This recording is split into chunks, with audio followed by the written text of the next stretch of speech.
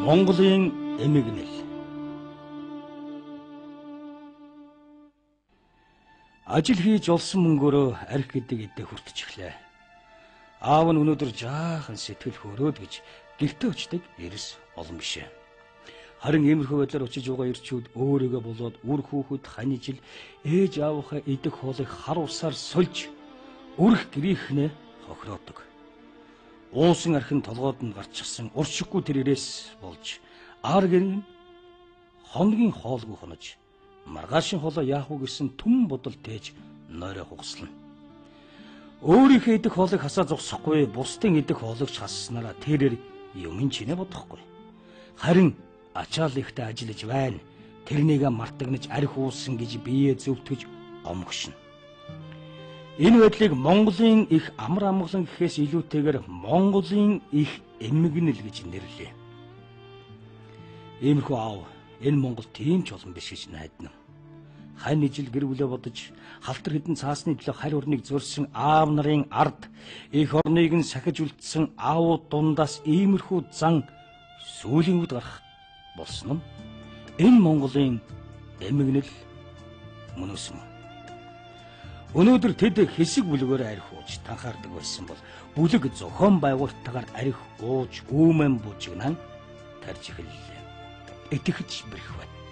Их нутгаас сахиж үлдсэн хэдэн мянган аавууданд ар гэрийнхээ төсвөр арх уучдаг аав нар тиймч олон биш гэж найддаг байсан.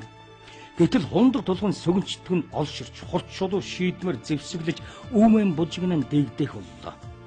Архиар амьдралаас олоо зогсохгүй ард түмний байлдаж улсан тусгаар тогтнолыг тэд худалдаас буцахгүй гэдгийг 2008 оны 7 сарын 1-нд болсон үйл явдал бэлхнээ батлаад авлаа. Өрх гэрийнхээ төсвийг хар усаар сольжсэн тэд улс гэрийн төсвийг өргүү зарлагдах нь юу ч биш ээ. Би өнөөдөр төсвийн байгууллагад ажилладаг байна. Гэхдээ би улсын төсвийг бүрдүүлэгч нэг эдэс.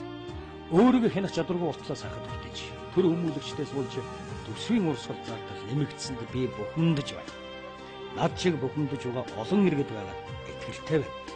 Үннийг өгүүлж байгаа нь энэ гэж олон баримт жишээ дуртахгүй байна. Харин үннээс үл гажих нэгэн жишээ дуртаж нэвтрүүлгээ цааш нь үргэлжлүүлье. Өнөөдөр төсвөө санхүүждэг байгууллагын нэрсийг жигсаагаад бичихэд төрийн гих тодголтод цагдаагийн байгууллагыг орхиж бүлгэлнэ. Гэтэл өнгөрсөн мягмар гарагт болсон их өмнө хөлд өнөөх төсвөө санхүүждэг төрийн өмнө үүргэлсэн цагдаагийн албан хаагч хамгийн ихээр хохирлоо. Тэд хохирлоо хэрхэн барагдуулах вэ? Төсвийн мөнгө гэдэг хөдөлмөрийн насны Монгол хүн бүрийн хөлс хүчээр бүрддэг гэдгийг дээр дурдсан. Үйл ажиллагааныхаа хэвийн байдлыг хангахын тулд хэрэглэж байсан тээврийн хэрэгсэл болоод хамгаалах хэрэгслээ цагдаагийн байгууллагын зүгээрч нэг эвдүүлээгүй. Үүмж бужигсан олныг тараах үүргээ биелүүлэх гэж яваад тэд хохирчихсон. Өнөөхөл Монгол түмэн эвлэж нийтэд бий болгодог төсвөөс цагдаагийн байгууллагын хохирлоо барагдуулах үзье. Ингэхээс ч өөр арга байхгүй. Арх согтруулах хундаа хэтрүүлэн хэрэглэж ард түмний нэрийг барьж өмнө дэгдээсэн бүлэг хүмүүсээс болж ард түмний нуруунд дээр дахиад л нэг ачаа нэмэгдлээ.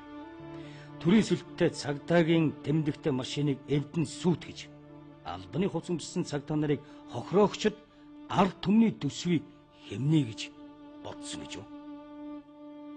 Манай цагдаагийн албанд үйлчилдэг 37 машин одоо халдлагад өсчөж эвдэрч гэмтлээ. Одоо энэнийг одоо засварлахад одоо 32 сая төгрөг эхний ээлжинд хэрэгтэй байна. За энэ мөнгийг бол одоо бид нэр цагдаагийн байгууллага бол төсвөөс татвар төлөгчдөөс л одоо төсөв ханддаг. Тэртээ одоо цагдаагийн төсөв хүрэлцэхгүй машин техникийнхаа бензин шатхуун сэлбэг запасныхаа мөнгө хүрхгүй байхад дээр нь одоо энэ машинуудыг эвдэрч гэрч байгаа асуудал бол зөвхөн одоо цагдаад одоо хохирч явж ирж байгаа хохирч биш ард түмний нуруунд дээр ирж байгаа хохирлоо гэж одоо ингэж бодож байна. Ер нь энэ халдлагаас ингээд хараад байхад төрийн сүлттэй цагдаагийн эмблемтэй машинд бол илүү одоо халдлага төртдөг юм байна. Ийм машинуудыг бол одоо үзэн яддаг хүмүүс их олон байдаг юм байна.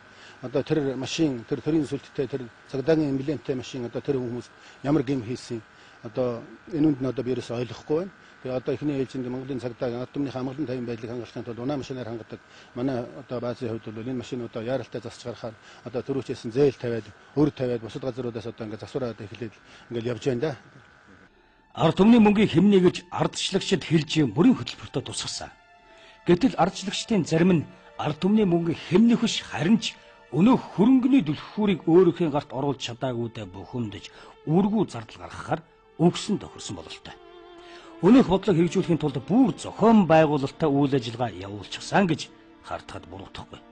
Төрийн мөнгөний хамтрыг дүүргдэгч төсвийг дүүрэхэд хувь нэмрээ оруулдаг олон хүн дээрх хардлагыг сэтгэлдээ тэн зэвүүцэж байна.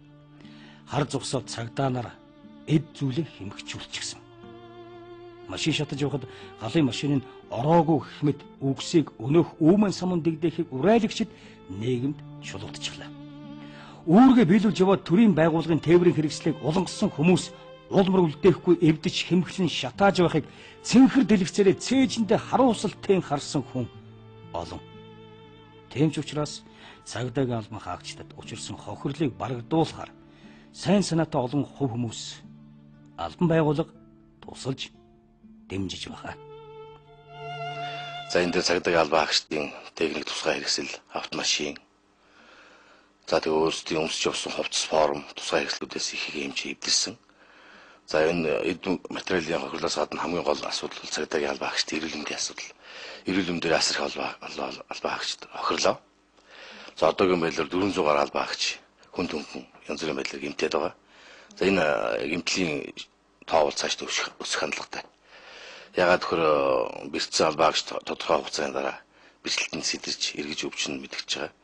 За бид энэ зохион байгуулалт арга хэмжээ авч нийт албан хаагчтай бас гэмтсэн албан хаагчтай эмнэлгийн үйлчлэлд хамруулад өнөөдөр хамруулаад дуслаа. За тэгээд энийг үздсэн ард иргэд байгууллага хамт олон ялангуяа цагдаад ажиллаж исэн өндөр настангууд цагдааг одоо дэмждэг энэ нийгмийн хэвжрам замбраагүй байдлыг эсэргүүцсэн энэ ард иргэдийн хандив тусламжууд цагдаагийн байгууллагт hirж байгаа. Ингээд одоо нийт цагдаагийн байгууллагын хүнд хүчээр ажлыг ойлгож, цагдаагийн байгууллагын ажлыг дэмжиж, манай одоо нэг гэмтэж ирсэн албан хаагчдад сэтгэл санааны болон эд материалын тусламж үзүүлсэн. Одоо манай цагдаагийн байгууллага хандив тусламж өргөж байгаа нийт байгууллагын хамт олонд цагдаагийн бие бүрэлдэхүүний өмнөөс баярлсан талснаа илэрхийлье. Гэхдээ тусламжийн гараа сунгагчдын сэтгэлийн өглөг учирсан хохирлыг бүрэн барагдуулахгүй. Сэтгэл санааны болон эд материалын тусламж үзүүлж байгаа хүмүүст талархснаа илэрхийлж байгаа ч төрийн өмнө хүлээсэн үүргээ биелүүлж байгаа цагдаагийн албан хаагчдад учирсан бодит хохирлыг хизээ бүрэн барагдахыг хэнч үл мэднэ. Хизээч өмсөхгүй гэж бодсон хувцаа энэ цагдаа нар өмсчхөөд их байна гэж өсвөр насны нэг хүү өгүүлж байна. Дээр хэрэг сонсоод өсвөр насныхны боловсрал ийм нэмгэн гэж юу гэсэн бодол өөрийн ирэхгүй төрж сэтгэлд гониг буусаа. Иргэдийг аюулгүй амгалан байлгах гэхдээ цагдаагийн ажилтнууд бамба, хуйг, хамгаалах хэрэгсээ ашиглан зуны халуун зогсож байгааг ухаараач. Гангардаг ус харин газар авахд өгсөн үүмэнийг тараах гэсэндээ тэд ингэж хувцалсан. Цагдаагийн албан хаагч болгонд ийм хувцас тавигддаггүй, хүлцдэгчгүй гэдгийг гангараа гэж бодсон толгой хоосон дэгжин залууд учирлээ. Уг нь бол цагдаагийн байгууллагын улсын төсөв яригдахад хамгаалах хэрэгслээ нэмэгдүүлэх гэсэн саналаа удаа улсын хурлаар оруулдаг байна.